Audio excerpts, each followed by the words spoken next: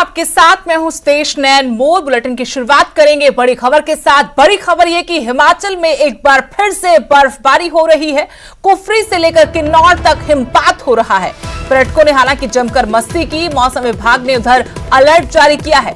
ऊंचाई वाली जगहों पर न जाने की चेतावनी दी है।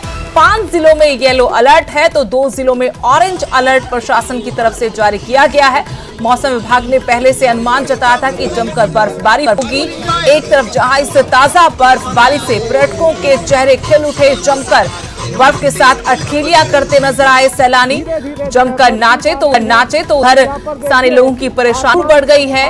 पर्यटकों ने जमकर मस्ती की तस्वीरें आपको दिखा रहे हैं। उधर मौसम विभाग ने अलर्ट जारी किया है। ऊंचाई वाले जगहों पर न जाने की चेतावनी दी है। 5 जिलों में येलो अलर्ट है कि 2 जिलों में ऑरेंज अलर्ट जारी किया गया है।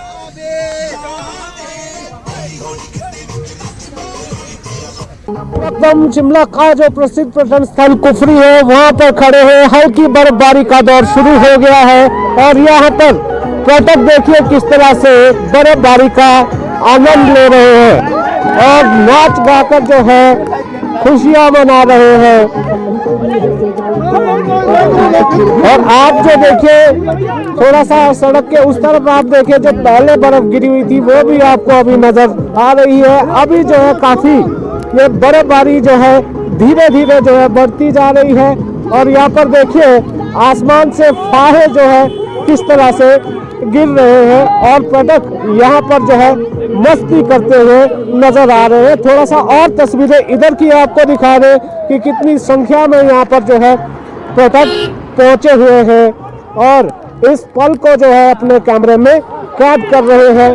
कोरोना की पाबंदियां जरूर है लेकिन इस बीच यहाँ पर ये जो है बर्फबारी का स्वागत किया जा रहा है। कहाँ से आए भाई साहब, कहाँ से आए आप? यूपी से। बदायूं। अच्छा बदायूं से।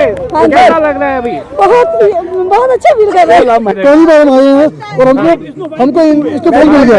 आप पहली बार मेरे को आनंद ले रहे हैं हम लोग। हम अमरनाथ बहुत बार गए हैं, बर्फ बहुत देखा हमने, लेकिन स्नोफॉल पहली बार देखा है। तो यहाँ पर देखिए बर्फबारी का आनंद उठाया जा रहा है और ये जिस तरह से मौसम का पूर्वानुमान था उस लिहाज से ये बर्फबारी जो है अब यहाँ पर शुरू हुई है और ये भी मौसम विभाग ने कहा है कि यहाँ पर भारी हिमपात की संभावना है। शिमला से कैमरा सहयोगी दीपक राणा के साथ रणदीप सिंह, न्यूज़ 18 हिमाचल।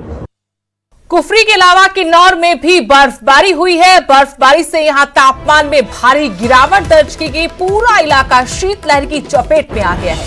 किसानों बागवानों के चेहरे खिल उठे हैं क्योंकि इससे फसलें अच्छी होंगी। उधर जो पर्यटक बर्फबारी का इंतजार कर रहे थे उनका इंतजार भी खत्म हुआ। एक तरफ आपको तस्वीर हम दिखा रहे थे कुफरी की, तो अब किन्नौर की जहां जमकर बर्फबारी हुई और यहां तापमान में भी भारी गिरावट दर्ज की गई। पूरा इलाका शीतलहर की चपेट में आ चुका है लेकिन किसान बागवान बेहद खुश हैं।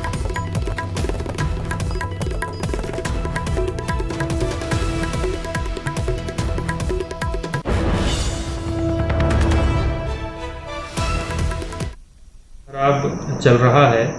इनफैक्ट इसकी अलर्ट और वेदर वार्निंग जो हमारे चले हुए हैं वो पिछले 2 दिनों से चले हुए हैं और हमारी टीम्स सभी विभागों की मुस्तैदी से अपना कार्य कर रही हैं।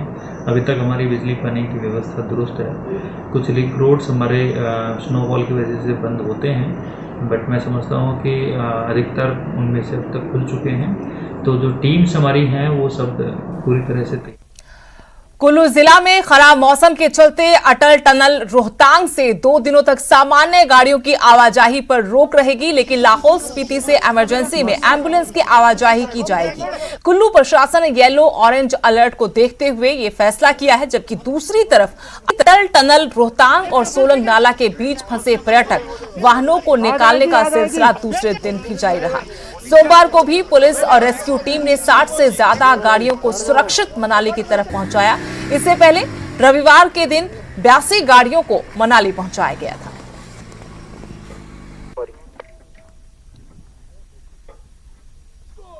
लाहौल रीजन से नॉर्थ पोर्टल से वापस आते हुए जब अचानक से बर्फबारी हुई तो कुछ वाहन इस अटल टनल साउथ पोर्टल और सोलांग के बीच में स्किड होने लगे, क्योंकि वो सारे 2x2 व्हीकल्स थे, टूरिस्ट के व्हीकल्स थे जो कि उस तरह की परिस्थिति में नहीं चल पा रहे थे।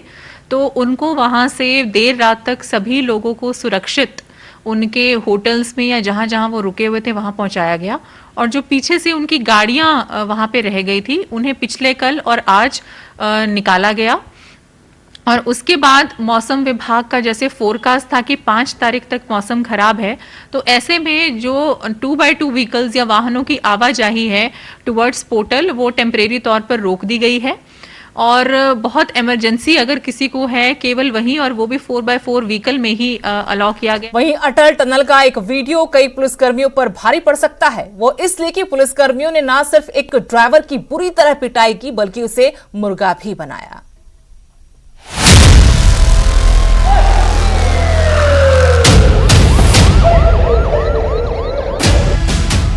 वैसे तो पुलिस जनता को कानून का पाठ पढ़ाती है, लेकिन पुलिस खुद कानून की कितनी जानकार है, कितनी परवाह करती है, ये तस्वीरें खुद बयां कर रही हैं। ये तस्वीरें ऐतिहासिक अटल टनल रोहतांग की हैं, जहां पुलिस अपने फर्ज को ही भूल गई, कानून को भूल गई, जनता की हिफाजत करना भूल गई। याद रहा तो बस वर्दी की धौंस दिखाना, याद रहा डंडा तंत्र। तस्वीरों में साफ देखा जा सकता है कि कैसे कुछ पुलिस और बीआरओ के जवान एक शख्स पर ज्यादती कर रहे हैं, उठक बैठक करवा रहे हैं, उसे ठोकरें मारी जा रही हैं, डंडों के साथ वार किए जा रहे हैं, कानून की धज्जियां उड़ाई जा रही हैं, नियमों को ताक पर रखा जा रहा है। पुलिस और जनता का आपस का रिश्ता क्या होता है इन्हें मालूम नहीं, और ये वीडियो सोशल मीडिया पर खूब वायरल हो रही है। खाकी की भी खूब किरकिरी हो रही है।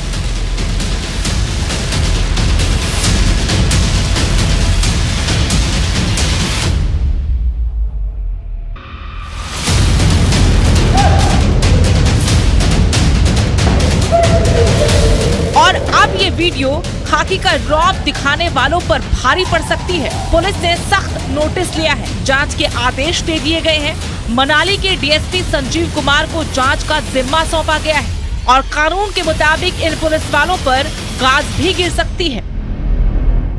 सोशल मीडिया पे एक वीडियो वायरल हुआ जिसमें टनल के अंदर एक व्यक्ति को कुछ लोग पीटते हुए दिख रहे हैं। ये घटना 2-3 दिन पुरानी हो सकती है, क्योंकि 2-3 दिन पहले काफ़ी बर्फ़ पड़ा हुआ था और काफ़ी लंबा जाम लगा हुआ था। इस मामले में एसपी महोदया द्वारा डीएसपी मनाली को इंक्वायरी मार्क की हुई है। इस इंक्वायरी पे जो भी रिपोर्ट आएगी उस पे जो भी दोषी होगा उनके विरुद्ध कार्रवाई की जाएगी।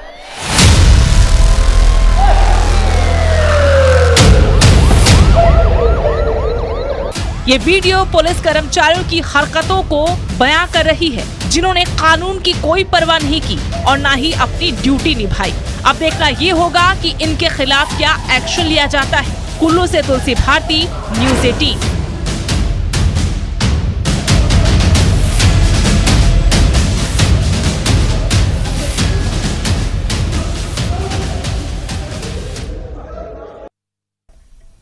और हिमाचल के ऊपरी इलाकों में जमकर बर्फबारी हो रही है और इस वक्त मेरे सहयोगी रणबीर शिमला से हमारे साथ जुड़ गए हैं। रणबीर, एक अचानक से मौसम ने करवट ली है और जमकर बर्फबारी हो रही, नजारा वहां का दिखाइए और जो प्रशासन की तरफ से अलर्ट जारी किया गया है उस बारे में क्या जानकारी?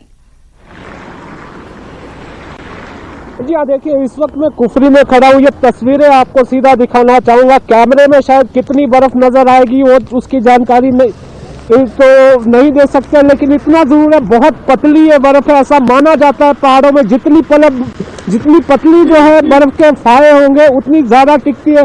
आप देख सकते हैं कि विजिबिलिटी कितनी कम है और सड़क पे जो है बर्फ जमना जो है शुरू हो गई है। ये दोपहर बाद अचानक से ये जो है बर्फबारी जो है एकदम से हुई है, जैसे कि मौसम विभाग का पूर्वानुमान था कि ऊंचाई वाले इलाकों में बर्फबारी होगी और ये बर्फबारी हो रही है। पर्यटक काफी संख्या में यहाँ पर पहुंचे हैं।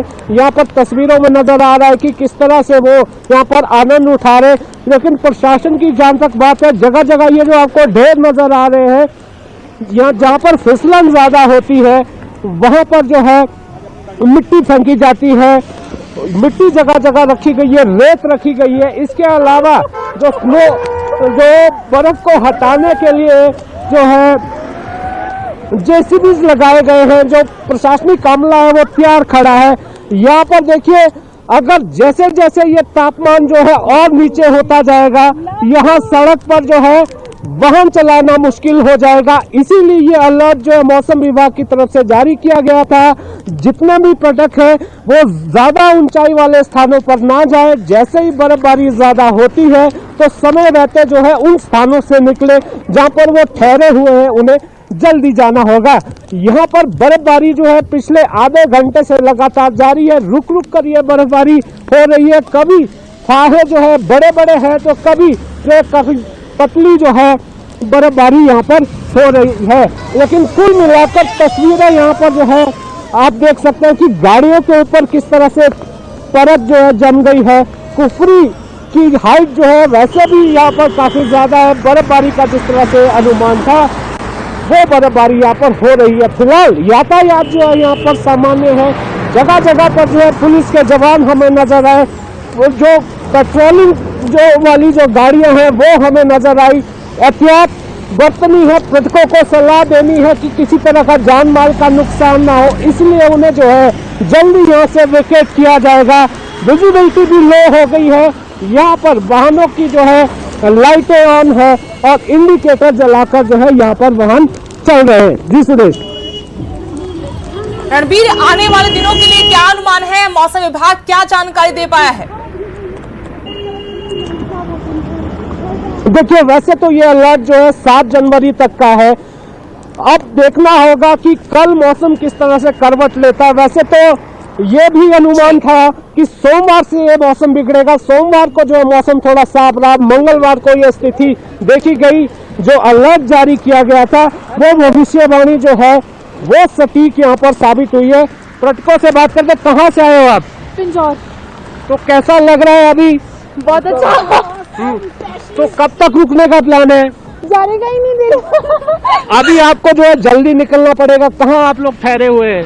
अभी कहीं वापस जाना है ना? आपको थोड़ा जल्दी जाना पड़ेगा क्योंकि आप देखिए बर्फ जो है यहाँ पर जम रही है। यहाँ पर गाड़ी चलाना जो है मुश्किल है। तो सुदेश, जिस तरह का जो यहाँ से जो नजारा है वो सामने नजर आ रहा है कि ये बर्फ जो है बिछती जा रही है। तापमान जैसे जैसे कम होता जाएगा ये बर्फ जो है जमना शुरू हो जाएगी। फिसलन यहाँ पर बढ़ेगी।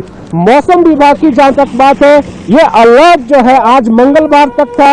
ये मौसम जो है 7 जनवरी तक इसी तरह बना रहेगा। लेकिन बर्फबारी जो है आज के दिन ज्यादा बताई गई थी, ये आगामी कुछ दिनों तक और हो सकती है। जिस तरह का यहाँ पर तापमान बना हुआ है, मौसम जिस तरह का बना हुआ है, उससे लग यही रहा है कि ये बर्फबारी का जो ये दौर है काफी लंबा चलेगा।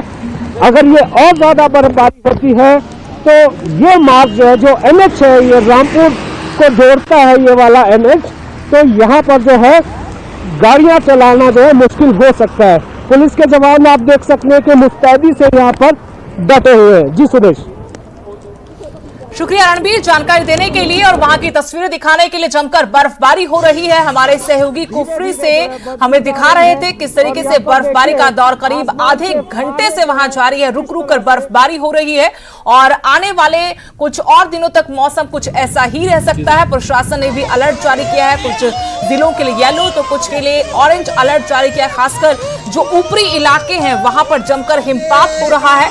कुछ मुश्किलें जरूर, लेकिन जो पर्यटक बर्फबारी की चाहत में मैदानी इलाकों से गए हैं उनके लिए ये बर्फबारी किसी सौगात से कम नहीं है। जमकर ये पर्यटक बर्फबारी का लुत्फ उठा रहे हैं। 5 जिलों में येलो अलर्ट है तो 2 जिलों में ऑरेंज अलर्ट जारी किया गया है। प्रशासन भी पर्यटकों को हिदायतें दे रहा है कि अंधेरा होने से पहले, विजिबिलिटी रहने तक वो अपने होटल के कमरों में चले जाएं, क्योंकि किसी भी तरह की अप्रिय घटना ना घटे इसके लिए प्रशासन पूरी तरह से मुस्तैद है। बर्फबारी के चलते सड़कों पर फिसलन बढ़ जाती है। ऐसे में एहतियातन सुरक्षा भी वहां पर चाक चौबंद रखी गई। किस तरह से गिर रहे हैं।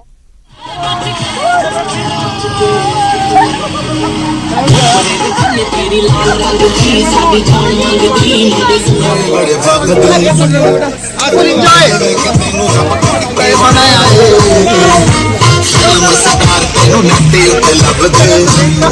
धीरे धीरे जो है बढ़ती जा रही है। और अगली खबर का रुख करेंगे। ये बड़ी खबर पंजाब से। संगरूर के सरोन गांव में सनसनी फैल गई जब एक परिवार के 3 लोगों के शव मिले। संदिग्ध हालत में ये शव मिले। मां और 2 बच्चों की मौत हुई है। पंखे पर 30 साल की महिला का शव लटका पाया गया और उसके बाद 2.5 और 4 साल की बच्चियों के भी शव मिले। संगरूर का ये मामला है। संदिग्ध परिस्थितियों में ये मौत हुई है सरोन गांव में, जहां एक ही परिवार के 3 सदस्यों के शव मिले। संदिग्ध हालत में बताया गया है कि मरने वालों में मां और उसके 2 बच्चे शामिल हैं। महिला का शव पंखे पर लटका पाया गया, जबकि 2.5 और 4 साल की बच्चों की भी मौत हुई है। सੱਸ ਸਹੁਰਾ ਤੇ ਇਹਦਾ ਪਤੀ ਜਿਹੜਾ ਆ ਤੰਗ ਪਰੇਸ਼ਾਨ ਕਰਦੇ ਸੀ। ਇਹਦੇ 2 ਲੜਕੀਆਂ ਪੈਦਾ ਹੋਈਆਂ ਸੀ, ਉਹਦਾ ਕਰਕੇ ਇਹਨੂੰ ਤਾਨੇ ਮੇਨੇ ਮਾਰਦੇ ਸੀਗੇ। ਜੋ ਵੀ ਜਗਦੇਵ ਸਿੰਘ ਨੇ ਬਿਆਨ ਲਿਖਾਇਆ ਉਹਦੇ ਮੁਤਾਬਕ ਅਸੀਂ ਉਸ ਦੇ ਪਤੀ ਅਵਤਾਰ ਸਿੰਘ, ਸੱਸ ਆਪਣੀ ਬਲਵੰਤ ਕੌਰ ਤੇ ਸਹੁਰਾ ਮਨਖੰਡੀ ਸਿੰਘ ਦੇ ਖਿਲਾਫ ਜਿਹੜਾ ਆ 306/34 ਦਾ ਪਰਚਾ ਦਰਜ ਕੀਤਾ ਹੈ। ਅੱਗੇ ਹੁਣ ਇਹਦੀ ਫਰਦਰ ਇਨਵੈਸਟੀਗੇਸ਼ਨ ਕਰਾਂਗੇ। ਜੋ ਇਨਵੈਸਟੀਗੇਸ਼ਨ ਦੇ ਵਿੱਚ ਸਾਹਮਣੇ ਆਊਗਾ ਉਸ ਮੁਤਾਬਕ ਅਗਲੀ ਕਾਰਵਾਈ ਕਰਾਂਗੇ।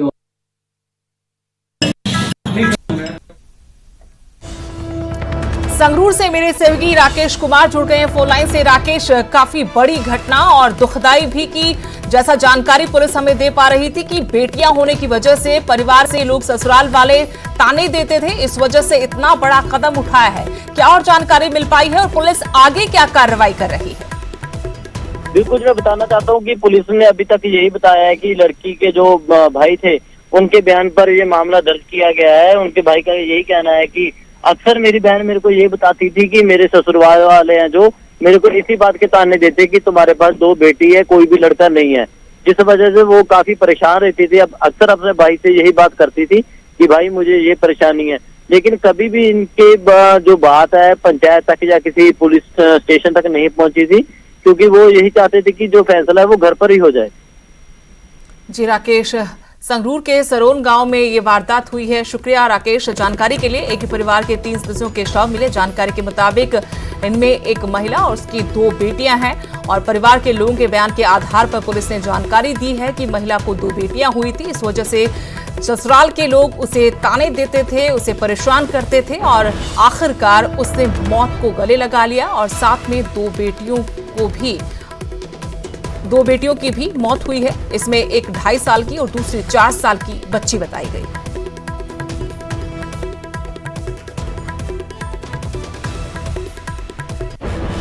और यहां रुकेंगे छोटे से ब्रेक के लिए।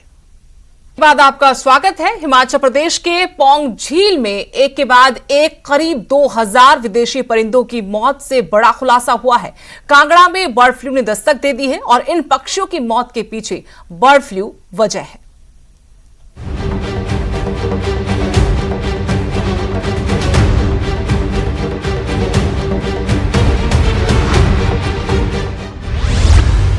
कोरोना खतरे के बीच बर्ड फ्लू ने दी दस्तक। प्रवासी पक्षियों की मौत। रिपोर्ट में बड़ा खुलासा।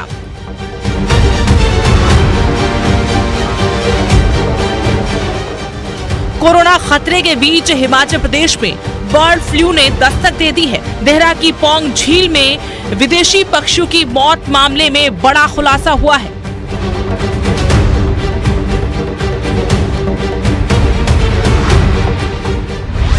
इन पक्षियों की मौत बर्ड फ्लू से हुई है। पौंग झील में एक के बाद एक करीब 2000 विदेशी परिंदों की मौत हो चुकी है। पालमपुर और जालंधर की लैब से आई रिपोर्ट में बर्ड फ्लू का खुलासा हुआ है।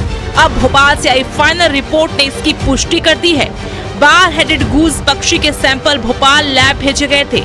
रिपोर्ट के मुताबिक सभी पक्षी H5N1 पॉजिटिव पाए गए हैं।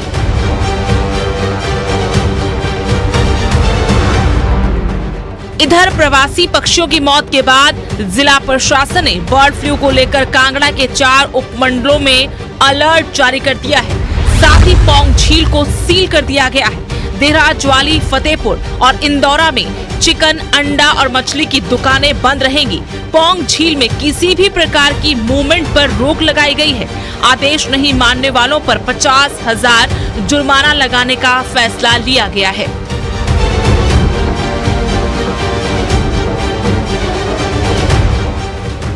अगले आदेशों तक इन क्षेत्रों में मीट और मछली की दुकानें बंद रहेंगी। साथ ही पोल्ट्री से मुर्गे भी बाहर नहीं जा सकेंगे। फिलहाल बर्ड फ्लू की दस्तक से प्रशासन के साथ साथ स्थानीय लोगों की भी नींद उड़ गई है।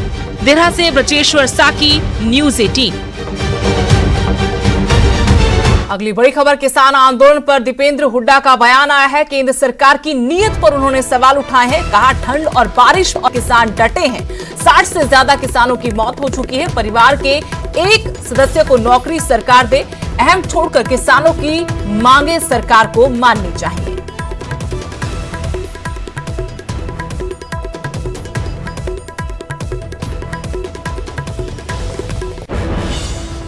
तो दीपेंद्र हुड्डा ने बड़ा बयान दिया है किसान आंदोलन पर और केंद्र सरकार की नीयत पर सवाल खड़े किए हैं।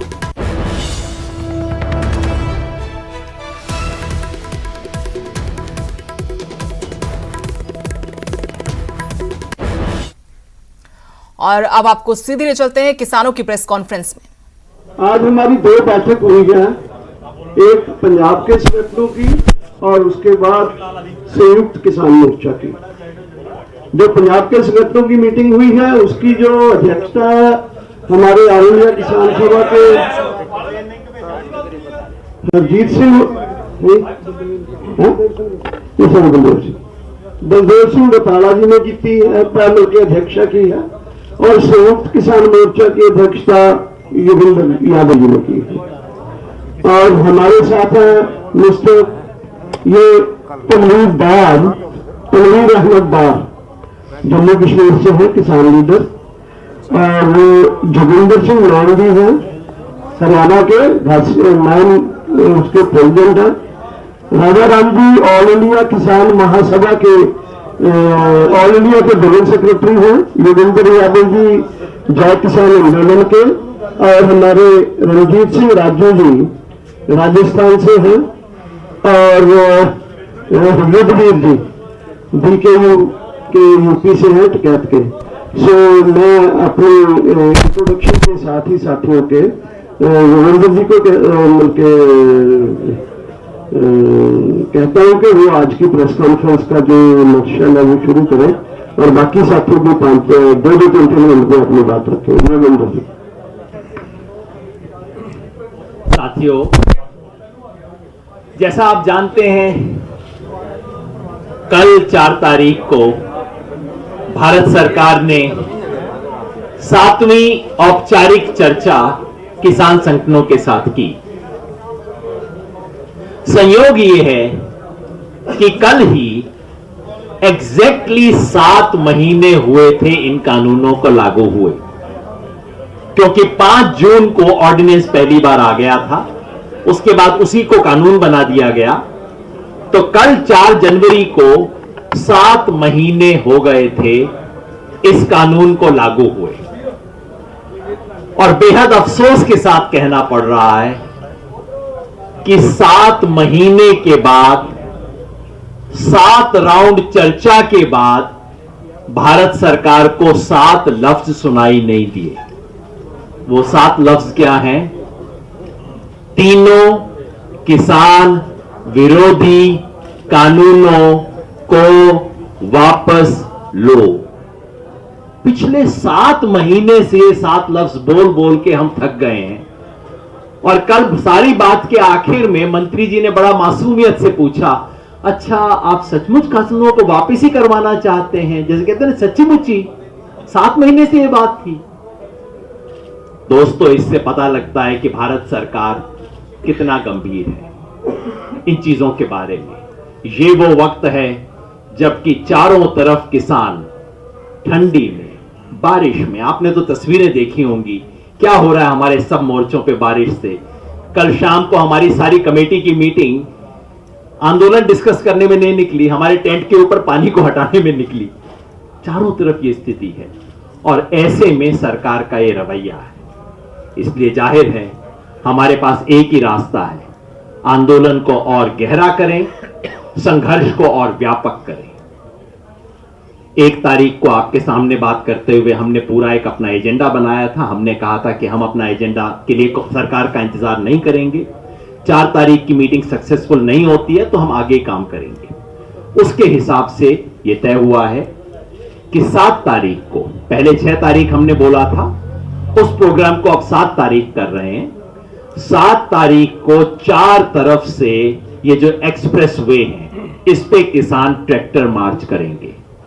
एक तो इधर कुंडली बॉर्डर से चलेंगे, उधर टिकरी बॉर्डर से चलेंगे 7 तारीख को सुबह 11 बजे, और उस तरफ गाजीपुर बॉर्डर से पलवल की तरफ, और इधर मेवात से, मेवात में साकरस करके जगह है वहां रेवासन से पलवल की तरफ, तो 4 तरफ से ट्रैक्टर मार्च होगा। 26 जनवरी को यह देश जो ऐतिहासिक गणतंत्र परेड देखने वाला है उसका एक ट्रेलर, उसकी एक झलकी आपको परसों 7 तारीख को दिखाई देगी। पहला डिसीजन। 9 तारीख को सर चौधरी छोटू राम की पुण्यतिथि है। हमारे तमाम मोर्चों पे हम उस किसान नेता को याद करेंगे जिसने हमें वो एपीएमसी और तमाम कानून दिए थे जिनको बचाने के लिए आज हम लड़ाई कर रहे हैं। 13 तारीख को लोहड़ी है। 14 को देश में कई जगह पे संक्रांति अलग अलग नाम से मनाई जाती है, उसे किसान संकल्प दिवस की तरह हम मनाएंगे, और हर जगह पे उस आग में हम इन तीनों कानूनों को समर्पित करेंगे। इसके बाद के प्रोग्राम भी अनाउंस्ड हैं, लेकिन इन 3 की डिटेल हमने वर्कआउट कर ली है। आज ये सब प्रोग्राम किए जाएंगे। और आपको ये भी याद दिला दूं कि कल से 14 दिन के लिए, पंजाब में 15वाड़ा कहते हैं, 15 दिन के लिए, हिंदी में पखवाड़ा बोलते हैं, 2 हफ्ते के लिए पूरे देश में देश जागरण का अभियान चलेगा। देश के कोने कोने में, अलग अलग इलाकों में हमारे साथी हैं, बताएंगे आपको, अलग अलग इलाकों में प्रोटेस्ट शुरू हो चुके हैं। ये सब प्रोटेस्ट गहरे किए जाएंगे ताकि ये जो बात है कि ये सिर्फ पंजाब का है, सिर्फ पंजाब हरियाणा का है, इस झूठ का पर्दाफाश किया जा सके। अब मैं 7 तारीख को सुबह 11 बजे एक साथ 4 तरफ से मार्च शुरू होंगे, ट्रैक्टर मार्च। ये जो केएमपी है, ये जो एक्सप्रेस वे है दिल्ली का, वेस्टर्न और ईस्टर्न दोनों मिला के, उस पे यहां 4 हुआ जी, यहां कुंडली की तरफ से चढ़ेंगे और उधर टिकरी की तरफ से चढ़ेंगे। दोनों तरफ से हमारे, सॉरी हाँ, एक तीसरा भी है वहां पे। तीसरा हमारे साथियों ने बताया था ढांसा बॉर्डर पे।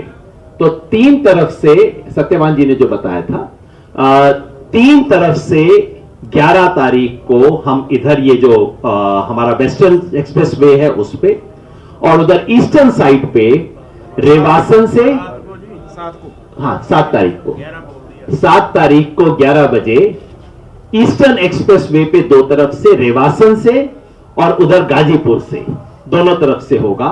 ये सब ट्रैक्टर एक दूसरे को मिडवे मिलेंगे और फिर वहीं से वापस आ जाएंगे।